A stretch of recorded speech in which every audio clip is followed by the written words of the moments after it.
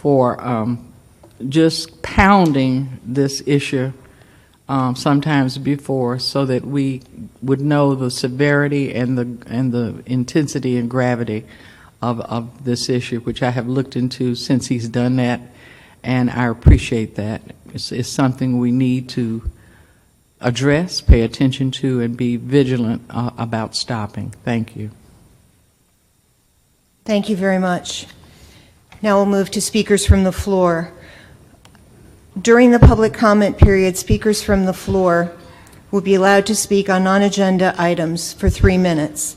A total of 30 minutes will be allocated for this purpose. Council will allow 10 speakers at a minimum in order in which they sign up. Within this 30-minute time frame, please provide any handouts for distribution to the courier with your sign-up sheet. At our last meeting, instead of giving name and address, we said that speakers from the floor can just give their name if they had completely filled out their form, including their address. So we will start off with Mr. Ben Holder. My name is Ben Holder, 1306 Oak Street. Thank you, Ms. Johnson. Happy New Year, everybody. Happy New Year. I don't really know where to begin, so I'll just start talking. I've been tracking this criminal organization that's operated. I first noticed them in Greensboro on Hornaday Road. Then they went to Morris Farms Road, keeping every location open. They're not closing and moving, they're expanding. They expanded to High Point. They expanded to Winston-Salem. This criminal organization specializes in obtaining property, obtaining condominiums, obtaining apartment complexes, and filling them with immigrant Asian women for the purposes of prostitution. I've brought this to the attention of local authorities in every city that it's been in, and everybody claims they're doing something. This was 10 months ago.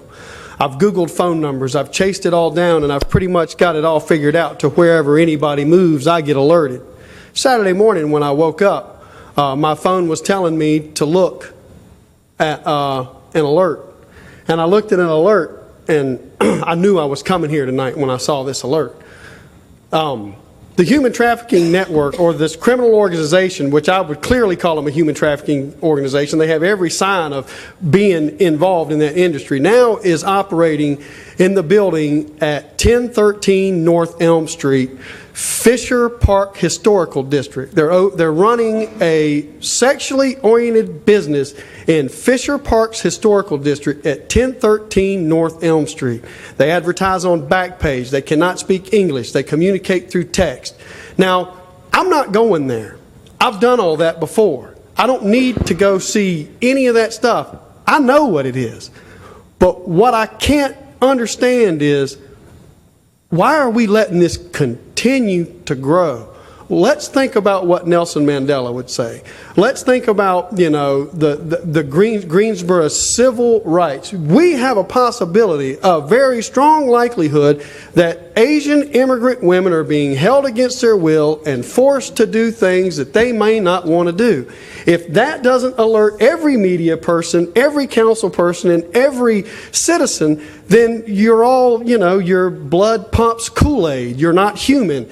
You should be angry. You should want action. And I would suggest that you do what I've said since 1999, and that is form a human trafficking task force. Get social services. Get the business license people.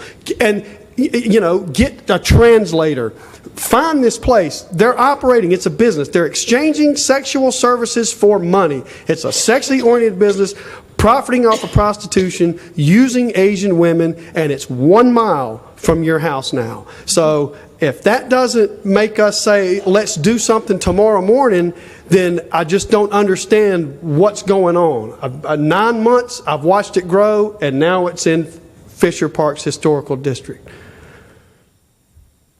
Thank you. I would like to have some comment by the chief, possibly in an IFYI or something. I am a little frustrated. Mr. Holder has brought these issues to us time and time again. He sent me over the weekend this back page, which shows that they are advertising for Asian massages. And we all know that years ago the legislature passed legislation that if you were going to be a massage parlor, your workers had to be individually licensed. And we are supposed to follow up according to the business license office. And when you have things like this opening up in a residential neighborhood, and it's not just Fisher Park, it's the neighborhood that you came with over the summer, it's not right. You know, we call it human trafficking, but it's really sexual slavery. And when you have things like this, you know, it brings along drugs and guns and other things. And I think we have to take it a little bit more seriously than we have for the last few months. Thank you, Mayor. I know that Chief Miller is here, and he probably would like to speak to this item because I know that there has been work that his team has been looking at. I think it would be worthwhile. No, that's really ridiculous, because Good evening, Mayor, Vaughan, members of City Council. Thank you, Madam Manager. We do have an active investigation ongoing. We're aware of that address. It came up on Saturday on Backpage. Mr. Holder scans Backpage. He has an interest in that and in calling attention to it. I don't fault him for that. So we are aware of that location. To know the address, you have to set an appointment. So there is, he's digging into this issue. He's told you he's digging into this issue. We're digging into this issue. We have an active investigation, not only on this address, but a number of other addresses. I think it would be absolutely inappropriate to comment in any public forum, in any public way, about the contents and the structure of that investigation. I think it's harmful to the investigation. I think this discussion publicly is harmful to the investigation because of the seriousness that you all have spoken to on this day and of the matter around trafficking or smuggling. There are cases where massage parlors have been used as a means of houses of prostitution. However, in the case that Mr. Holder has brought forward related to this particular issue, that is not. I am not aware that that is the case at all. In terms of, in terms of running houses of prostitution, I'm not saying that right, but the point or the human trafficking piece of it. But we have an investigation ongoing. That investigation will run its course, and as quick as we can conclude it, we will conclude it.